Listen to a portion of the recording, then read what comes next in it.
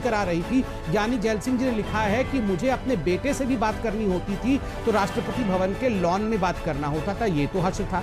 एक सासू माँ अपनी बहू के ऊपर जासूसी कराती थी। ये सब कुछ आईबी के उस किताब में लिखा हुआ है। राजस्थान में अभी हाल फिलहाल में ये तो खुद इन्होंने माना है कि हाँ, अशोक गहलोत जी ने सचिन पायलट और इनके सचिन पायलट के गुट के सारे विधायकों पर जासूसी कराया। सोलंकी जी तो इनके खुद के विधायक थे जिन्होंने कहा कि हाँ, मेरे फोन और हमारे सारे फोन का बगिंग हो रहा था। लिखित में इन्होंने दिया कि हाँ, हमारे फोन का हैकिंग हुआ था, हमारे फोन की टेपिंग हो रही थी। और कैसा इतिहास चाहिए? और भी इतिहास देना है तो ये भी हम बता देंगे। बताइए गौरव वल्लभ जी। प्रोफेसर साहब।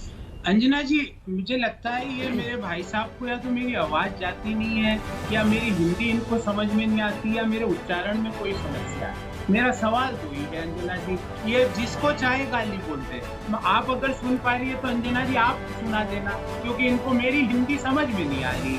पेगासस स्पाईवेयर हथियार सरकार ने खरीदा या नहीं?